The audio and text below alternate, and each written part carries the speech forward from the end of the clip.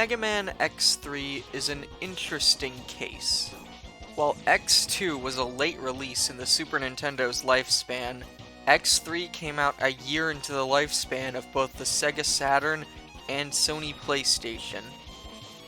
In fact, Capcom actually had their eyes on the Saturn and PlayStation, but X3 was still made for the SNES, and the reason why speaks for itself. This game was outsourced to Minakuchi Engineering, the development team behind the Mega Man Game Boy games, as well as Bionic Commando for the Game Boy, and even Mega Man The Wily Wars for the Sega Genesis. So these people had a fair amount of experience with the classic Mega Man series, but I haven't played all of these, so I can't comment much on their quality.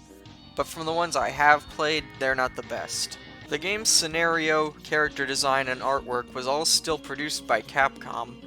Inafune actually claimed that this caused a little psychological turmoil, and I could kinda understand, to be honest.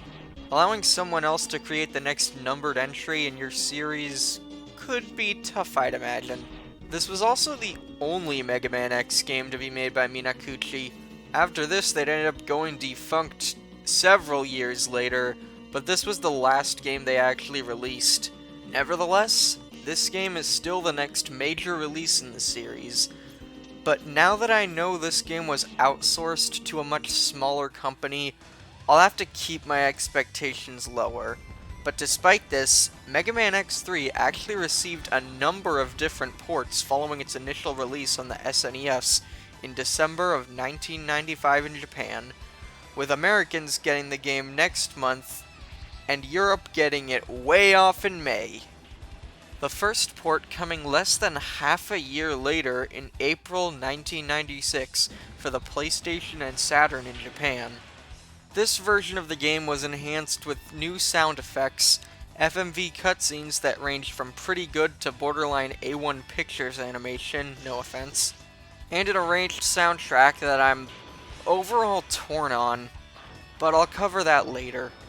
But two songs I will praise are the new opening and ending themes exclusive to the Japanese release, titled One More Time and I'm Believer, both written and sung by Japanese actress and singer Kotono Shibuya, who I couldn't find too much information about, sadly.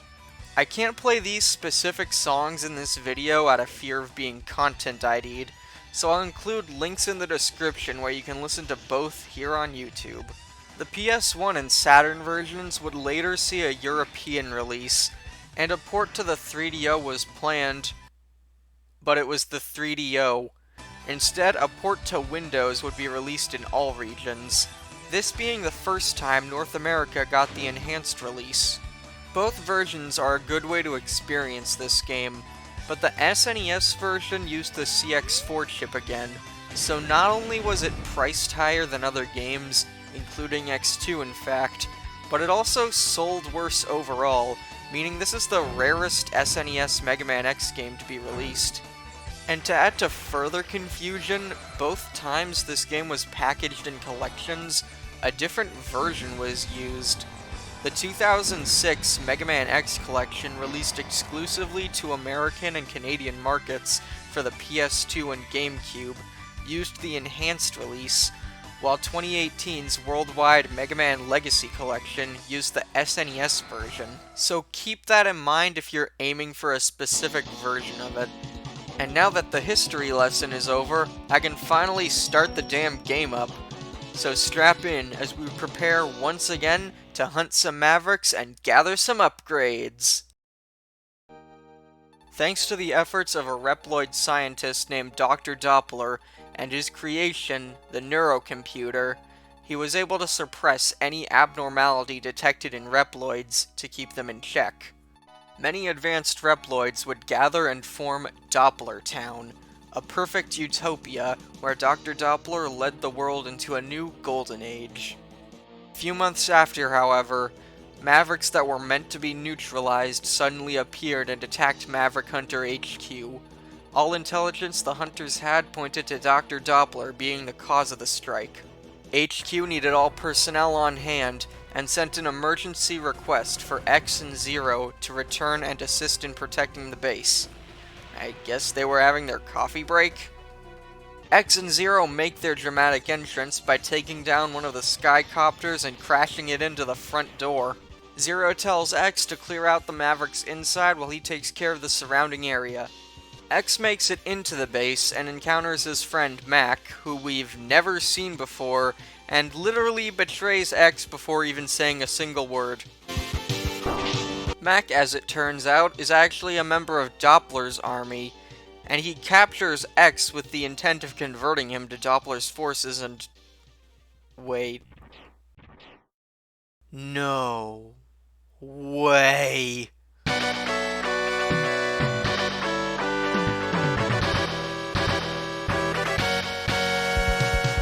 You get to play as Zero! Look how much health he has!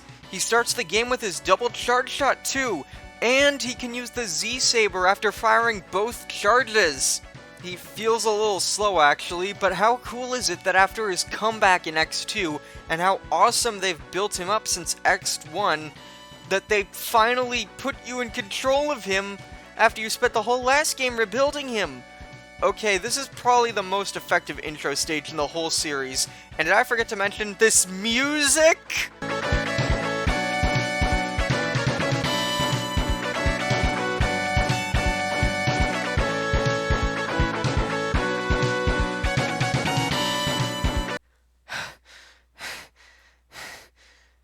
So Zero takes out Mac effortlessly, and he's never heard from again.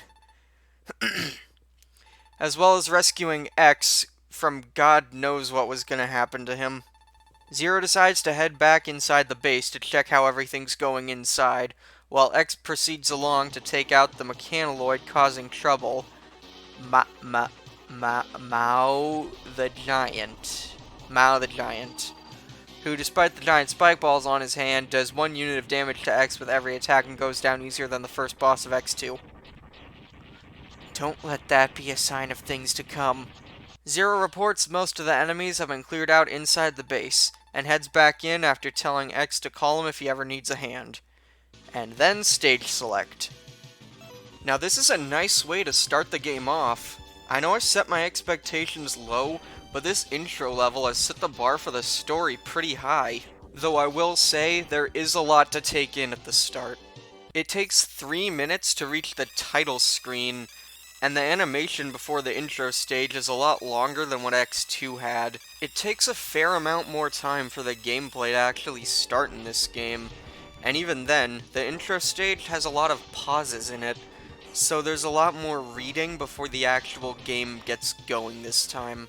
The 5th gen version has one leg up in that the bit before the gameplay starts with Zero and X on the skycopter is actually a skippable FMV, though it does have this one bit where the game transitions into the in-game sprites in the FMV, and it is not very good looking at all. On repeated playthroughs it helps that you're able to skip this though.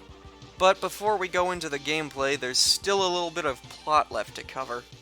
After X takes out 2 of the Mavericks, Doppler realizes that X may actually be a threat, so he deploys these 2 named Bit and Byte. Computer joke. As well as a returning vial. No, I won't try to hide it. It's extremely obvious, and even the Legacy Collection doesn't try. Doppler seems interested in trying to keep X alive, with Vial showing distaste. Also, the 5th gen version doesn't even try to hide the fact that Doppler's working with Sigma. What is it with this game and not even trying to hide its plot twists? These guys are obviously being set up as this game's X-Hunters, and this game did not need this. Okay, I think it's time to talk about the gameplay now. There's not really much plot left to go over until the end. Firstly, here's something that's nice. X controls exactly the same as he did by default in X2. I mean, why fix what's not broken? Though the charge shot does have a different graphic, which I actually really think looks nice. The collectibles, however, have been tweaked a bit. Every stage contains 3 items to find this time. A heart tank is present in every stage, as well as a light capsule. Half the stages, though, contain sub-tanks functioning the same as they have since the first game, and the other half contain hidden ride armors, which have a much more of a presence in this game. Every stage now has a station in it where you can call in a ride armor. Each of the 4 ride armors that you find have completely different control styles. The Chimera armor is required in order to use any of them, and it's basically just the X1 ride armor with punching and nothing else. The Kangaroo armor has the spiked hands of the X2 ride armor, but it can't hover. That's what the Hawk armor is for, but it can also fire missiles, making it much more useful. The last one, however, is sadly the most situational. The Frog armor can only move by jumping around, and it's also the only one that doesn't break down in water, but it's only really useful in water since its projectiles actually home in on targets. Any other time though, these projectiles go forward a few feet and then go straight down. Yeah, I'm not gonna get a lot of use out of this. This is basically just upgrade fodder, and I'm gonna be saying that a lot in this video. The ride armor system is a fun idea, but it's really poorly executed. In the end, the only one that you won't use for upgrade fodder will end up being the Hawk armor. In fact, I don't even think you ever need the Kangaroo armor at all. That's sad. The light capsules this time give X parts for the new Max armor. The foot parts once again give X an air dash, but he can also perform it straight up with a slight delay. The arm parts do the same thing they did in X2 with the double charge shot, though they can now be combined into a much wider spread shot if you fire them back to back, having the second shot hit the first shot. This is a really cool idea. It looks awesome, it has really good coverage, and it's really powerful. This is a really great improvement. The head parts actually have a really good idea too. They kind of struggled to figure out what to make this thing do in the first 2 games, and I like how they had a scope idea with X2, but in X3 they now give you a map of the stage right at the start, and this also will pinpoint where any upgrades you're missing are located, which is very helpful in this game. Alright, this is an improvement as well. And lastly, the body armor is really good. It halves all damage X takes, and gives him a shield after taking the first hit that will reduce the damage further on his next hit if he gets hit while it's still up.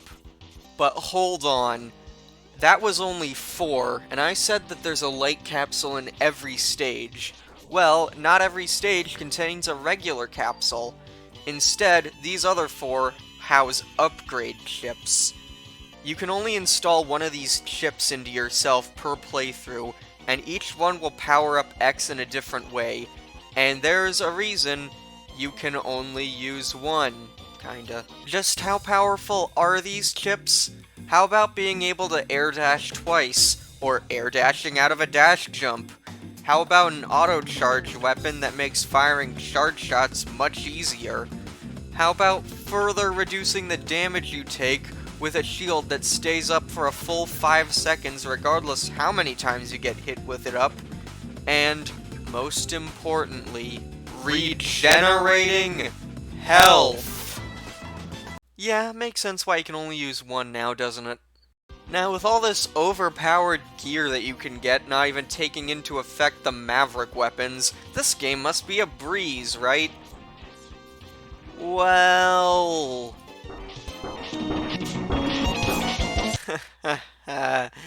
you poor fool. This is one of those games where the difficulty comes instead from being a fun challenge, from being the game punishing you for making the slightest mistake. To give you an example of how bad this gets, there is a regular enemy that deals 8 points of damage if you make contact with it. Literally half of your default health. Gathering all the heart tanks will only help so much because that's only 4 hits and you're dead. And what's even worse is that if you want to get the body armor, you need to plan a very specific route to get it as soon as possible because you're required to both have the arm upgrade, which requires a specific Maverick weapon to get, And you need to have a different Maverick weapon as well. And nowhere in a good route will you get these two weapons early on. Okay, I'm getting a little worked up, so let's talk about the stages so I can maybe calm down. Though that's probably only going to help so much.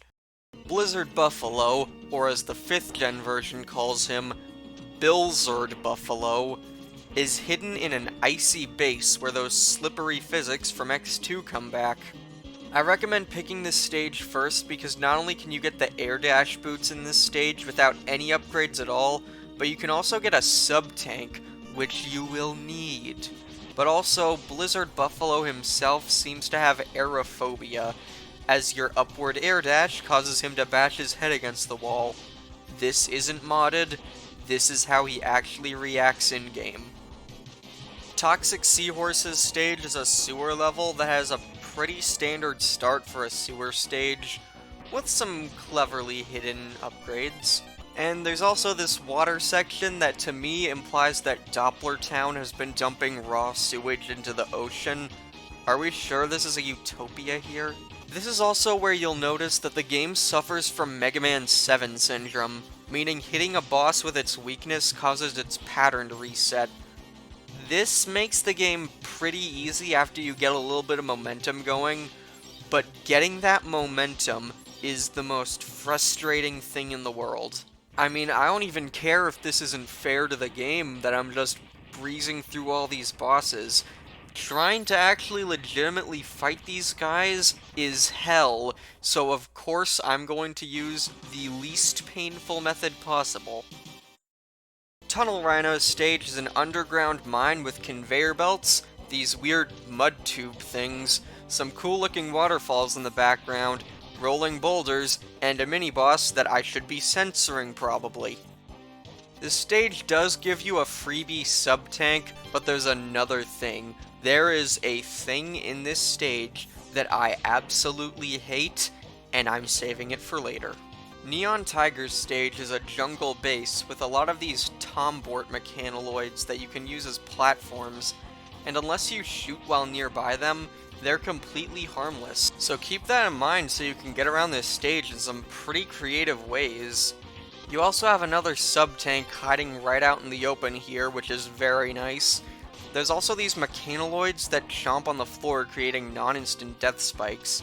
The mini-boss here is a centipede that takes way too long to beat, and the only other thing of note here is the music sounds like My Michelle by Guns N' Roses, but the composer said that this was a mistake.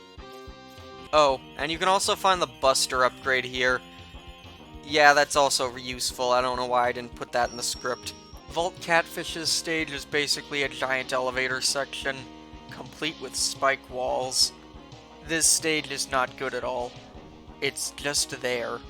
Yeah, it has the body armor, but there's not really a lot I can say other than Vault Catfish suffering the most from MegaMan 7 syndrome. Crushed Crawfish is actually one of the better stages, in my opinion. It starts out on this dock that's actually a pretty good starting point, and after a bit you board his submarine, and near the end you blow up this whatever it is, but it tips the entire sub, giving a fun bit where you have to traverse up a hallway. The actual level design in this stage isn't that bad. I actually think it might be my favorite stage in the whole game in terms of structure. Gravity Beetle's stage is an air base that's okay overall. There's a lot more claustrophobic level design here, and it's pretty straightforward compared to other stages. Plus, this is the first stage that's basically non-stop action, and it's really fun, honestly. Though this stage is held back by one thing that I will cover in a bit, not too much longer, but all of these things I've been holding off on talking about are piling up pretty high, I must admit. Lastly, Blast Hornet's stage is a factory that produces weapons for Doppler's forces. This is also a pretty fun stage. The conveyor sections are fun to play, and also you get the Chimera armor here, and you can use it to smash up these supplies to keep them from being shipped out. Sadly, Blast Hornet is a really annoying fight unless you use the gravity well, which This just makes me feel bad. I'm sorry. I'm sorry. Okay, so the stages are alright for the most part, but I need to go back to talk about how the upgrades are handled, because holy hell, there is so much backtracking in this game. First up, the ride armors. You need the Chimera armor in order to get the others, which I've mentioned already. But there's more complications to that, such as getting the Kangaroo armor requires you have the Frog armor, and in order to use the Frog armor, you need to have the Chimera armor. Yeah, that already seems a little convoluted, doesn't it? But it gets worse. Much, much worse. Okay, both the Heart Tank and Light Capsule in Tunnel Rhino stage are blocked by these boulders on strings. Here's a list of the weapons. You have 5 seconds. Guess which one you need.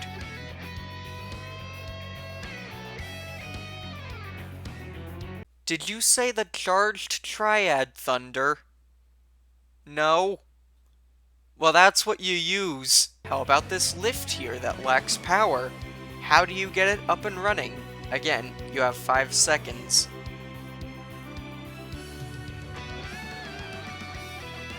Did you guess the Charged Triad Thunder for this one? Well, you're wrong. You charge up the gravity well and just lift it manually. This block on the floor that sticks out from the rest? Charged Triad Thunder.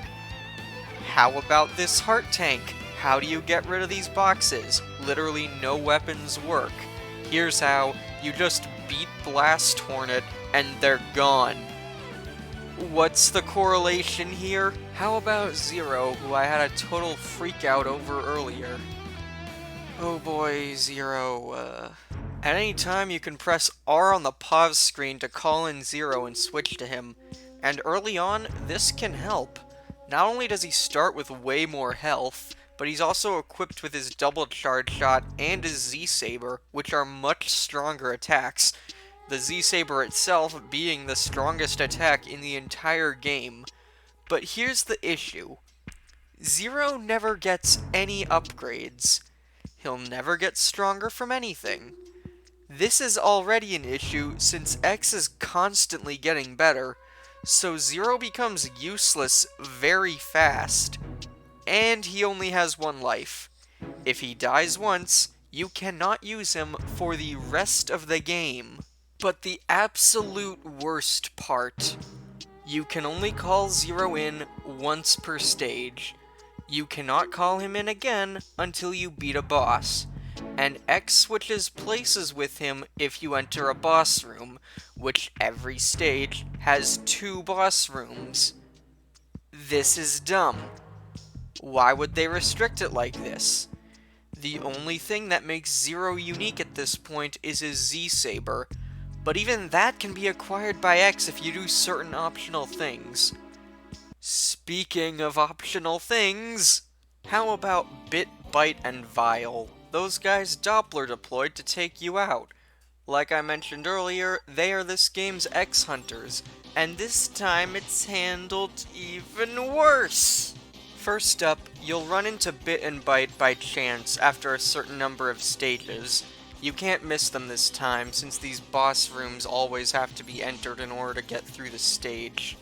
You'll have to fight them should they happen to appear, and I'm pretty sure that it's guaranteed you'll run into them at least once, but it's also random if they will show up, and there's also a window between when they can show up.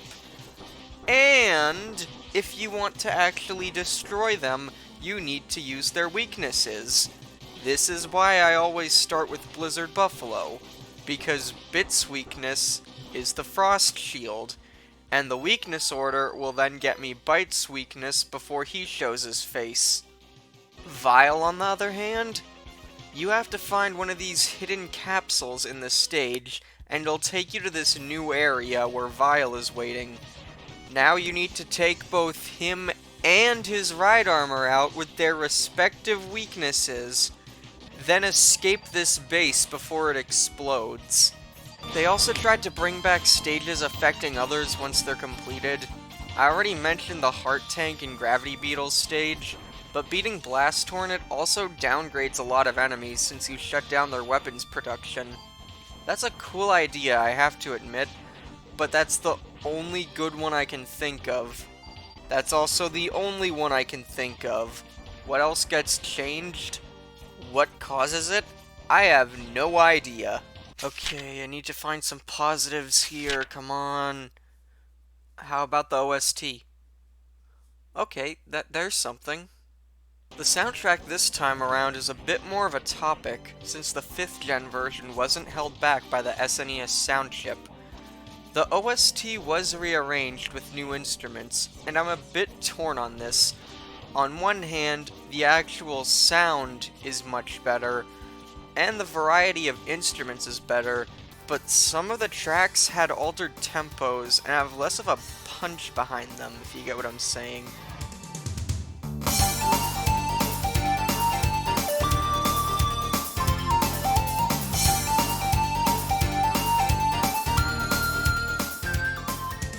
In the end, I like both renditions of the soundtrack, but for different reasons. Each stage track has a good sense of atmosphere, honestly, in the SNES version, each one fitting the mood of the level perfectly. And who do we have to thank for this wonderful soundtrack? None other than Kinuyo Yamashita, the composer of the first Castlevania game. She's worked on a variety of games, other than just these two, mainly notable titles such as Esper Dream, Snatcher, Pocky and Rocky 2, and even making all of the arranged music for Mega Man The Wily Wars, as well as the new tracks for the Wily Tower stages, which are some of the most underrated Mega Man tracks, by the way. This music in of itself also kind of has a similar feel to what Castlevania had, not in terms of the gothic horror theme, but in terms that every song fits the mood of the stage perfectly. The intro stage theme fills me with feelings of uncertainty, but it also gets me excited to just start playing the game.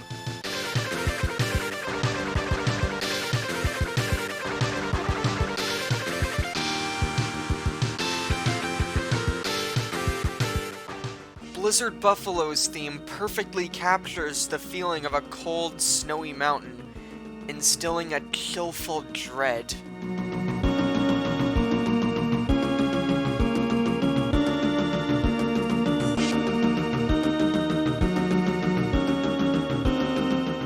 Neon Tiger's theme gives the impression of marching with a powerful step behind each little movement.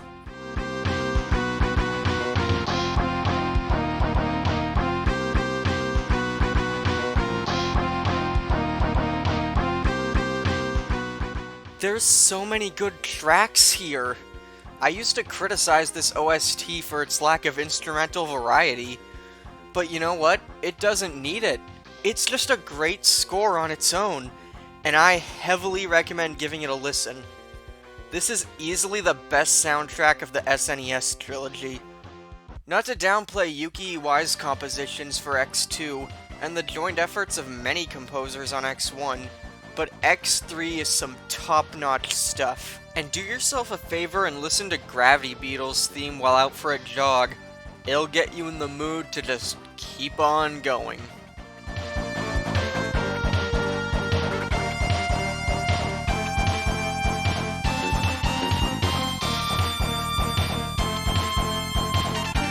I'm also going to link in the description both the SNES and CD versions of the soundtrack on YouTube. So feel free to drop a comment and tell me which one you prefer. I'd love to discuss this in great detail with all of you. Oh hey, I forgot to talk about the weapons. Probably because they aren't good. These weapons suck. They are the most uncreative, basic, and just borderline useless weapons in the whole series so far. I think the parasitic bomb is kinda creative, but It only works on certain enemies, and the whole time I played this game, I just thought it was you shoot a spike ball. Okay, we're nearing the end, thank God. Spoiler timestamp here.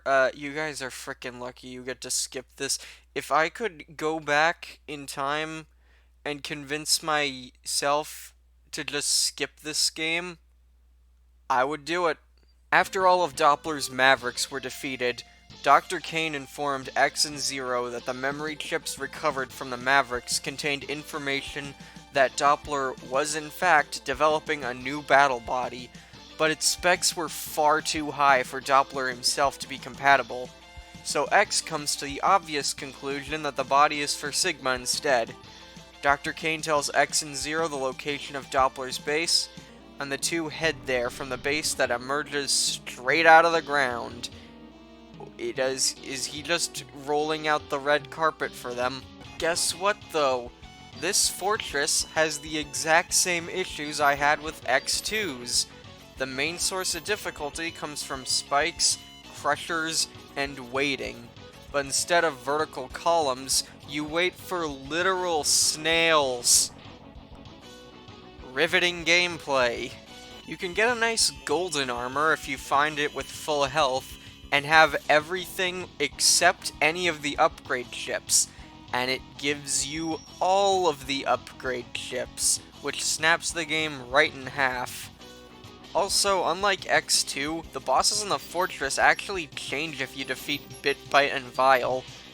I've always beaten them though whenever I play through this game, so I don't know what these fights are like, but apparently the fight you get if you don't beat both Bit and Bite is called the God Car Machine Oinari.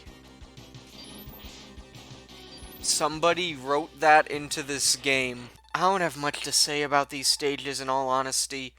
The only thing of note is that you can get the Z-Saber acquired by X, and unlike with Zero, where it's just a close range attack, when X uses it, it can cast Excalibur from Fire Emblem.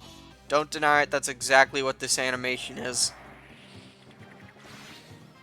X reaches Doppler. Doppler tries to persuade him. X is like, heh, nope. Doppler tries to fight X. Doppler loses. It turns out Doppler was being controlled by Sigma. Okay, I actually didn't really see that coming, but that's pretty cliche, all things considered. Though, here's something that's actually interesting.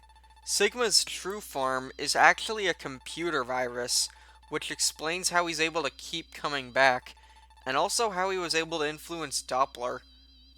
Pretty nice detail, honestly. Doppler tells X to head down to the underground hangar where Sigma waits, and this form is very fast with attacks, but it isn't the hardest part of this game. It's his final form, Kaiser Sigma, that battle body that Doppler had been working on. This form can only be hurt by charged attacks directly on his head. This is bad game design. I do not even need to point out why this is bad game design. And if you want my honest opinion, just use the Z-Saber. It will save you time, frustration, and it will be way less stressful. So Sigma gets defeated by X for the third time, and he's all like, if I can't beat you, I will possess you! And this boring escape sequence follows. It's not even a challenge. You don't even have to jump because the bottom of the screen just does 1 damage if you're there, and you most likely will have enough health to just tank through it half the time. X gets cornered, but Doppler shows up and absorbs the virus into his body, where his vaccine program takes out the Sigma virus. With Doppler's lab self-destructing, sacrificing himself, X escapes, once again wondering why humans and Reploids have to fight, wondering what fate has in store for him. Unknown to him, his fate's been decided, blah blah blah, to achieve PCS to destroy Zero? Huh? Oh, okay, that's a mistranslation. He has to fight Zero. but only time will tell when and why. X then just takes a run down the highway in Doppler Town as the credits roll.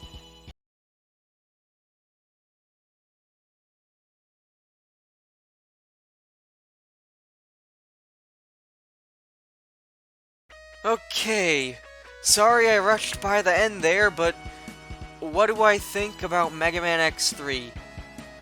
I genuinely don't know.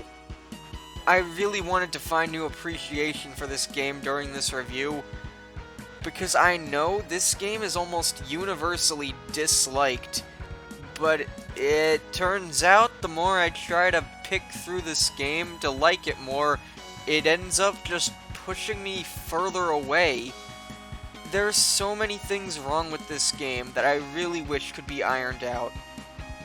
But in the end, I think I'd rather just go back to play X1 and 2 before this one. So, how do I rank the series so far? At this point, I'm gonna have to put X2 on the very top, with X3 on the bottom, and X1 directly in between. I wanted to like this game more, and it does a lot of cool innovations, but all of its flaws are far too big. I just can't bring myself to enjoy it.